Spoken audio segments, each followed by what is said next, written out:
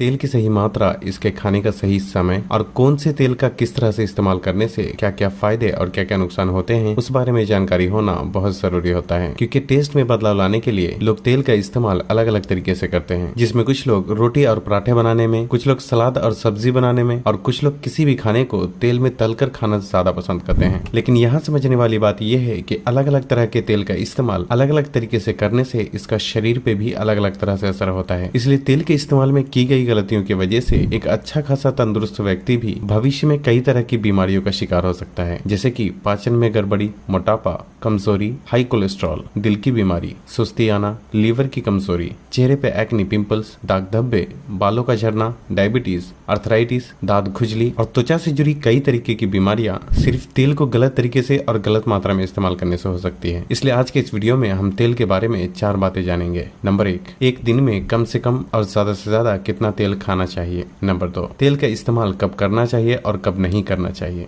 Number 3, सरसों तेल, नारियल तेल, घी, रिफाइंड तेल और जैतून के तेल में कौन सा तेल सबसे अच्छा होता है। नंबर 4, और तेल को किस तरह से इस्तेमाल करने से इससे होने वाले नुकसान को कम किया जा सकता है। शुरू करते हैं नंबर 1 से कि कम से कम और ज्यादा से ज्यादा कितना तेल खाना चाहिए। लेकिन उसके लिए हमें पहले ये जानना होगा कि तेल में क्या क्या होता है और ये शरीर में जाने के बाद किस तरह से असर दिखाता है। दोस्तों, 100 ग्राम तेल में पूरा का पूरा 100 ग्राम फैट होता है और इसलिए इसमें प्रोटीन और कार्बोहाइड्रेट की मात्रा 0 होती है। साथ ही साथ इसमें विटामिन और मिनरल्स की भी मात्रा बिल्कुल ना के बराबर होती है। वैसे तो फैट हमारे शरीर में energy, cell repair, hormone production, brain function और फैट सोल्यूबल विटामिन को एब्सॉर्ब करने के लिए बहुत जरूरी होता है। लेकिन यहाँ समझने वाली बात यह है कि फैट सिर्फ तेल में ही नहीं बल्कि हमारे द्वारा खाए जाने वाली दूसरी कई चीजों में मौजूद होता है, जैसे कि दूध, दही, मछली, चिकन, ड्राई फ्रूट और चिया सीड जैसी चीजें। और इन चीजों में पाया जाने वाला फैट तेल में पाए जाने वाले फैट के मुकाबले कहीं ज्यादा बेहतर होता है। इसलिए किसी भी व्यक्ति को दिन भर में 2 से 3 छोटा चम्मच से ज्यादा तेल का इस्तेमाल बिल्कुल भी नहीं करना चाहिए, क्योंकि एक छोटा चम्मच तेल में लगभग 14 ग्राम फैट होता है और 3 छोटा चम्मच तेल का इस्तेमाल करने से लगभग 42 ग्राम फैट की पूर्ति हो जाती है। जबकि एक दिन में कम से कम 45 ग्राम और ज्यादा से ज्यादा 75 ग्राम फैट से ज्यादा इस्तेमाल नहीं करना चाहिए, क्योंकि और फैट हमें दूसरे खाने से भी मिल जाता है। इसलिए एक दिन में ज्यादा से ज्यादा 2 से 3 छोटे चम्मच तेल का इस्तेमाल करना बहुत ही काफी हो जाता है। और यही वजह है कि वजन घटाने वाले लोगों को और भी कम मात्रा में तेल का इस्तेमाल करना चाहिए। लेकिन यहाँ एक सवाल ये भी उठता है कि क्या तेल के ज्यादा इस्तेमाल करने से कोई नुकसान भी हो सकता है। दोस्तों, तेल पचने में सभी खानों से ज्यादा मुश्किल होता है। इसे खाने के बाद ये हमारी छोटी आंत में पहुंचकर पचता है और उसके बाद एब्जॉर्ब होकर लीवर में पहुंच जाता है और फिर लीवर से ये हमारे शरीर के दूसरे हिस्से में काम में लिया जाता है। इसलिए ज्यादा मात्रा में तेल के इस्तेमाल करने से ये हमारे लीवर और पाचन पे बहुत बुरा असर डालता है। साथ ही साथ शरीर में इन्फ्लेमेशन, चर्बी का बढ़ना और दिल की बीमारी होने के चांसेस भी बहुत ज्यादा हो जाते हैं। लेकिन अलग अलग तरह के तेल हमारे शरीर पे अलग अलग तरह से काम करते हैं, जिसमें कुछ तेल शरीर को फायदा पहुंचाते हैं जबकि कुछ तेल बेहद खतरनाक और जानलेवा भी हो सकते हैं। अब बात करते हैं कि हमें तेल का इस्तेमाल कब करना चाहिए और कब नहीं करना चाहिए, और साथ ही साथ ये भी जानेंगे कि खाना बनाने के लिए कौन सा तेल सबसे अच्छा होता है। दोस्तों, सुबह के नाश्ते और रात के खाने में जहाँ तक हो सके तेल वाली चीजों का कम से कम ही इस्तेमाल करना चाहिए, क्योंकि जब हम सुबह उठते हैं तो शरीर में वैसे भी बहुत कम मात्रा में एनर्जी बची होती है और क्योंकि तेल पचने में बहुत ज्यादा मुश्किल होता है, इसलिए सुबह नाश्ते में ज्यादा तेल वाली चीजों का इस्तेमाल करने से शरीर की बहुत सारी एनर्जी उस तेल को पचाने में लग जाती है, जिससे कि नाश्ते के बाद सुस्ती और थकान महसूस होने लगती है। इसलिए हो सके तो सुबह के नाश्ते में फल, सब्जी या फिर कम तेल वाली चीजों का ही इस्तेमाल करना चाहिए। उसी तरह रात में खाने के बाद हमें सोना होता है, इसलिए खाई गई चीज पचने में बहुत ज्यादा मुश्किल होने की वजह से ये हमारी नींद में भी खलल पैदा कर सकती है और जिससे कि नींद आने में बहुत ही मुश्किलों का सामना करना पड़ सकता है। इसलिए रात के खाने में भी कम से कम तेल वाली चीजों का ही इस्तेमाल करना चाहिए। और अगर आपको तेल वाली चीज खाना ही है तो इसका दिन के समय ही इस्तेमाल करें, क्योंकि दिन के वक्त हमारा पाचन ज्यादा बेहतर तरीके से काम करता है।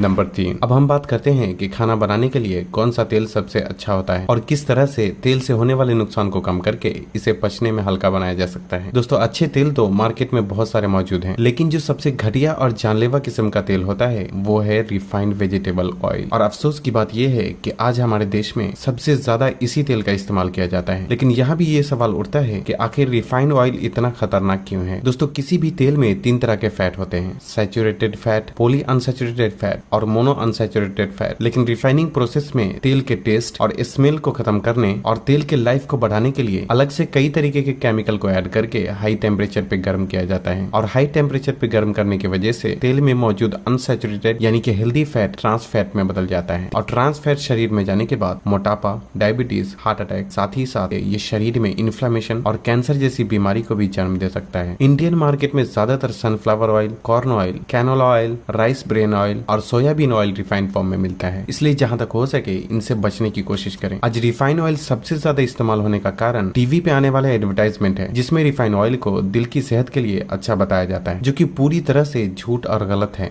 अब बात करते हैं कि किस तरह का तेल इस्तेमाल करना चाहिए। दोस्तों, हमें ऐसे तेल का इस्तेमाल करना चाहिए जिसे कोल्ड प्रेस टेक्निक के जरिए एक्सट्रैक्ट किया गया हो। बेसिकली कोल्ड प्रेस टेक्निक में शीट को दबाकर या क्रश करके उससे तेल निकाला जाता है, जिससे कि इसमें मौजूद न्यूट्रिशन भी नष्ट नहीं होता और अलग से इसमें केमिकल मिलाने की भी कोई जरूरत नहीं पड़ती। दोस्तों, सभी तेलों में एक्स्ट्रा वर्जिन ऑलिव ऑयल यानी जैतून का तेल और घी सबसे बेहतर होता है, लेकिन महंगा होने की वजह से मुझे पता है कि हर कोई इसे अफोर्ड नहीं कर सकता। लेकिन इसके अलावा भी सरसों तेल, नारियल तेल, तिल का तेल और मूंगफली का तेल सबसे अच्छे तेल की श्रेणी में आता है। लेकिन यहाँ भी एक बात का ख्याल रखना जरूरी है कि ये सभी तेल भी कोल्ड प्रेस्ड ही होना चाहिए, और जो तेल कोल्ड प्रेस्ड होता है उसके डब्बे पर भी साफ साफ लिखा होता है। साथ ही साथ अगर आप तिल का तेल या मूंगफली के तेल का इस्तेमाल करते हैं तो आपको ओमेगा 3 वाली चीजों को भी अपने खाने में जरूर शामिल करना चाहिए, क्योंकि ये दोनों तेल अच्छा तो होता है लेकिन इसमें ओमेगा 6 की ज्यादा मात्रा पाई जाती है, जो कि ओमेगा 3 के बिना इस्तेमाल करने से शरीर में इन्फ्लेमेशन को बढ़ा सकता है। और अगर आप ऐसा नहीं कर सकते तो सरसों तेल या नारियल तेल का इस्तेमाल करें, क्योंकि इसमें ओमेगा 3 और ओमेगा 6 का रेशियो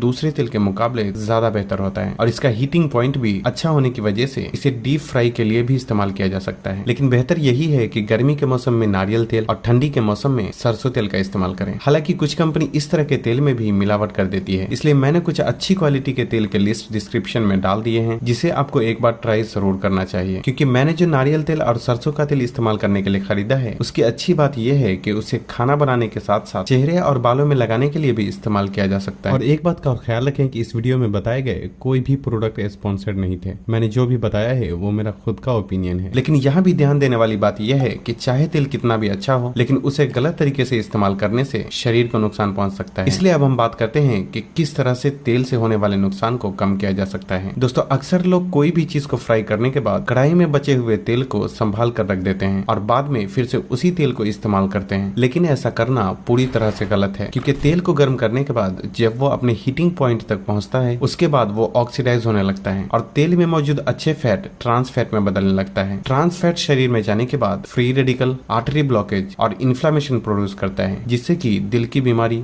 मोटापा, डायबिटीज और यहाँ तक कि कैंसर जैसी बीमारी होने के भी चांसेस बहुत ज्यादा बढ़ जाते हैं। इसलिए एक बार इस्तेमाल करने के बाद कढ़ाई में बचे हुए तेल को दोबारा इस्तेमाल बिल्कुल भी नहीं करना चाहिए। और क्योंकि तेल पचने में बहुत ही मुश्किल होता है, इसलिए हाई एंजाइम फूड को अपने खाने में शामिल करना चाहिए, जैसे कि खीरा, अदरक, नारियल और कभी कभी पाइनएप्पल और पपाया जैसे फल को भी जरूर खाना चाहिए, क्योंकि इन चीजों में एंजाइम्स की मात्रा अधिक होती है, जो कि खाने और तेल में मौजूद फैट को तोड़ने में बहुत मदद करता है। साथ ही साथ तेल में तली हुई चीजों का कम से कम ही सेवन करना चाहिए, क्योंकि किसी भी चीज को तेल में तलने के बाद वो जरूरत से बहुत ज्यादा मात्रा में तेल को सोख लेता है, जो कि शरीर में जाने के बाद बहुत सारी दिक्कतें पैदा कर सकता है। इसलिए आखिर में मैं यही कहना चाहूंगा कि आप खाइए, सब कुछ खाइए, लेकिन आपको अपने शरीर की लिमिट को कभी भी नहीं भूलना चाहिए। जहां आप अपने जुबान और टेस्ट का उतना ख्याल रखते हैं, वहीं अपने सीने में धड़कने वाले दिल, दिमाग, लिवर, किडनी, आंख और दूसरे अंगों का भी थोड़ा ख्याल जरूर रखें, क्योंकि ये भी आपके शरीर का ही अंग है और आपके लिए 24 घंटे बिना रुके काम करता है। और अगर फिर भी आपको फर्क नहीं पड़ता तो आप अपने ही शरीर के साथ नाइंसाफी कर रहे हैं। यहाँ मैं एक बात और कहना चाहूंगा कि शायद रिफाइंड ऑयल दूसरे ऑयल के मुकाबले सस्ता हो और इसे खाकर आप थोड़े पैसे भी बचा लें, लेकिन कहीं ऐसा ना हो कि बाद में आप अपनी सेहत गवा दें, जो आपको लाखों खर्च करने के बाद भी वापस ना मिल पाए। क्योंकि शायद मुझे ये बताने की बिल्कुल भी जरूरत नहीं है कि इस दुनिया में सेहत से बड़ी दौलत और कुछ भी नहीं होती, और इस बात का एहसास लोगों को तब होता है जब उम्र ज्यादा हो जाती है और शरीर किसी न किसी बीमारी का शिकार हो जाता है। इसलिए किसी भी चीज को खाने से पहले आपको ये जरूर सोचना चाहिए कि ये आपके शरीर में जाने के बाद क्या करने वाला है। तो बस आज के लिए इतना ही। शायद आज का वीडियो थोड़ा सेंटिमेंटल हो गया, लेकिन फिर भी अगर आपको ये वीडियो पसंद आया हो तो इसे ऐसे लोगों के साथ जरूर शेयर करें जो कि अपनी सेहत का ठीक से ध्यान नहीं रखते।